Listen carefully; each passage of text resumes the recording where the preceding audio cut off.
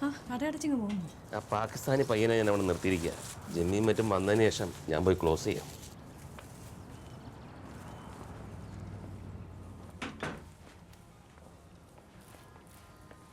അവരെപ്പോഴും എത്തും? 4-5 മണിയാവും. മേഘു എത്തിയോ? ആ വന്നു. എന്നിട്ട് നേരെ കടയടച്ച് റൂമിൽ ഇരിപ്പുണ്ട്.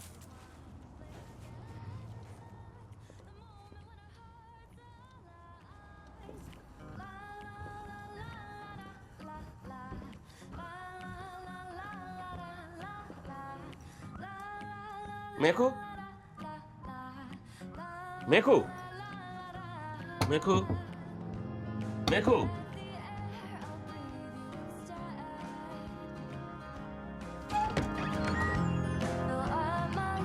നീ എന്നാ മമ്മി വിളിച്ച് ഫോൺ എടുക്കാഞ്ഞേ? നീ എവിടെയായിരുന്നു?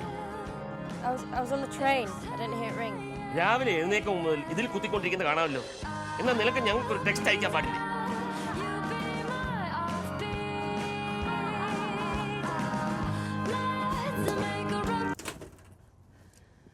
മേഘു, നിന്നോട് ഞാൻ പല തവണ പറഞ്ഞിട്ടുണ്ട്, പോകുന്നത് എങ്ങോട്ടാണെന്നും ആരുടെ കൂടെയാണെന്നും ഞങ്ങളെ അറിയിക്കണമെന്ന്.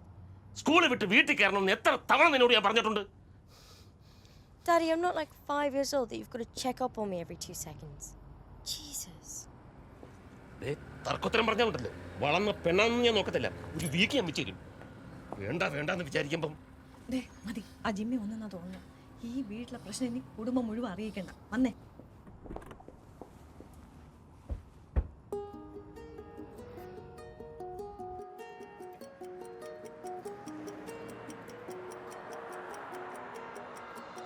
ഇന്ന് ദീപാവലി അല്ലേ അമ്മു?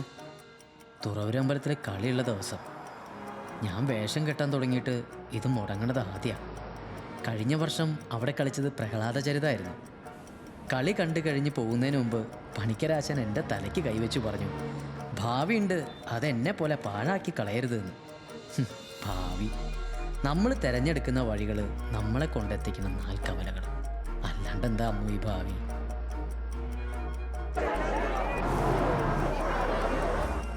ഈയിടെയായി മുഖത്ത് വരുന്ന ഒരേ ഒരു ഭാവമേ ഉള്ളൂ, ഭയം. ഒരു ജനസാഗരത്തിനിടയിലും ഏകനായി അനുഭവപ്പെടുന്നവൻ്റെ നിസ്സഹായത. അത് വല്ലാത്തൊരു വേദന തന്നെയാണ്. നിനക്കെഴുതുന്ന ഈ കത്തുകളുടെ ആശ്രയം കൂടി ഇല്ലായിരുന്നു വെച്ചാൽ ഞാൻ ഈ നഗരവേഗങ്ങളിൽ എപ്പോഴോ തകർന്നു പോയാന്. ഇടയ്ക്ക് എന്താണെന്നറിയില്ല, ഒരു വല്ലാത്ത മൂഷിച്ചില്ല, മനസ്സിന് ഒരസ്വസ്ഥത. നാളെ അവധിയാ, അമ്പലം വരെ പോകണം, മനസ്സ് നിറഞ്ഞൊന്ന് തൊഴണം. ഇനിയിപ്പോ ലണ്ടൻ പുരത്തപ്പൻ തന്നെ ശരണം. ഇലക്ഷൻ അവർ നടത്തട്ടെ. അല്ല, എനിക്ക് ചോദിക്കാനുള്ളത്, ഈ ലണ്ടനിൽ മലയാളി അസോസിയേഷൻ തുടങ്ങിയിട്ട് കാലം എത്രയായി? ഇത്രയും കാലം ഇല്ലാത്ത ഒരു ഇലക്ഷൻ, അതും ഞാൻ പ്രസിഡന്റ് ആകേണ്ട കൊല്ലം വന്നപ്പോ എങ്ങനെ ഉണ്ടായി? അമ്മൂനറിയാലോ, കഥകളിയില് ഞാൻ ചെയ്യാത്ത ഒരു വേഷം ഉണ്ടായിരുന്നുള്ളൂ, കുശിനിക്കാരൻ. ഇപ്പൊ അതുമായി. ആ വേഷം ഈ നഗരവീഥികളിൽ അടി തീർക്കാനായിരിക്കും എൻ്റെ യോഗം. ഈ ചമയങ്ങളില്ലാത്ത അഭിനയം ഇത്തിരി കഠിനം തന്നെ കേട്ടോ. കളിയിൽ ഈ ചായം മുഖത്ത് തേക്കുമ്പോൾ കഥാപാത്രങ്ങൾ രക്തത്തിലേക്ക് അലിയും. പിന്നെ ആടി തന്നെ വേണം അവർ ദേഹം വിട്ടു പോവാൻ. ഇതിപ്പോ പറ. അത് ശരി.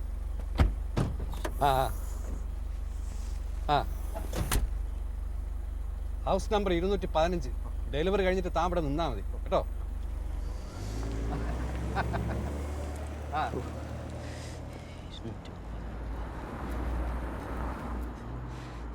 ആരോടൊന്ന് ചോദിക്കുക.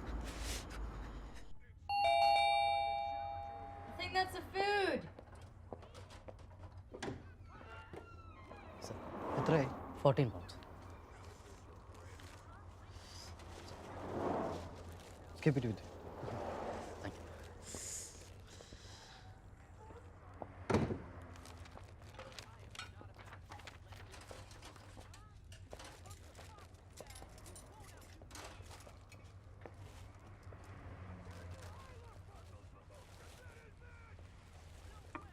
Hi everyone.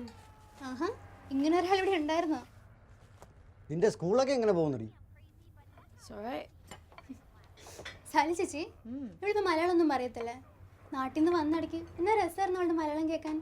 അവക്ക് മലയാളം പറയാൻ അറിയാഞ്ഞിട്ടല്ല, പറയത്തില്ലെന്നേ. അത് ഇവിടെ വളർന്ന പിള്ളേരൊക്കെ ഇങ്ങനെ. എൻ്റെ ഓഫീസിലും കൊണ്ട് ഒരുത്തൻ 1-2 തവണ മലയാളം പറയാൻ പറഞ്ഞപ്പോൾ അവൻ പറയുക, don't talk to me in Malayalam. ശരി സാഹിബ് എന്ന് പറഞ്ഞ് ഞാൻ നിർത്തി. ഈ പിള്ളേര് പിസ്സ കഴിച്ചു കഴിഞ്ഞോ? എടുത്തങ്ങ് വെച്ചേക്കാം. എടുത്തേ. എന്തൊക്കെ ദോഷം പറഞ്ഞാലും ശരി, ഈ ഒരു കാര്യത്തിന് ഈസ്റ്റാൻ കൊള്ളാം. ഓർഡർ കൊടുത്താലേ ബീഫ് ഉലത്തിയത് വീട്ടിൽ ഡെലിവറി ചെയ്യുന്ന സ്ഥലം യൂറോപ്പിൽ പിന്നെ എവിടെയാ? എനിക്ക് മലയാളികളുടെ കാര്യം ഇതാ മനസ്സിലാകാത്തത്. എന്നും തോരനോ ഇറച്ചി വളർത്തിയത് കഴിച്ചാലും പുറത്തൊരു റെസ്റ്റോറൻറ്റിൽ പോയാൽ അത് തന്നെ വീണ്ടും ഓർഡർ ചെയ്യും. പിന്നെ ഒന്ന് മാറ്റി പിടിക്കാൻ പറഞ്ഞിട്ടുണ്ടെങ്കിൽ ഒരു പിസ്സ, അല്ലെങ്കിൽ മാക്സിമം ഒരു ചൈനീസ്. കേട്ടോ സാലി ചേച്ചി, ഇവളുടെ നിർബന്ധം കൊണ്ട് ഇന്നലെ ഒരു പോർച്ചുഗീസ് റെസ്റ്റോറൻറ്റിൽ കയറി. ദോഷം പറയുന്നല്ലോ, ഇടിവെട്ട് ഫുഡായിരുന്നു. ആയിരുന്നല്ലോ, അതാ ഞാൻ പറഞ്ഞത്. ഈ രാജ്യത്ത് വന്ന് ഇവിടെ കാണാനുള്ളതെല്ലാം കാണുകയും രുചിക്കാനുള്ളതെല്ലാം രുചിക്കുകയും ചെയ്യാതെ ചുമ്മാ കയ്യിലെ പൗണ്ടും കെട്ടിപ്പിടിച്ച് വീട്ടിരുന്നിട്ട് എന്താ കാര്യമാ? ആർക്കു വേണ്ടി സമ്പാദിച്ചു കൂട്ടുന്നത്? ഈ പിള്ളേർക്ക് വേണ്ടിയോ? ഇതുങ്ങളൊക്കെ വയസ്സായ തിരിഞ്ഞു നോക്കുമെന്ന് തോന്നുന്നുണ്ടോ? ജിമ്മി, നീ കഴിക്കാതിരിക്കുന്നതിന് മുമ്പ് അമ്മച്ചേച്ചനൊന്ന് കാണും.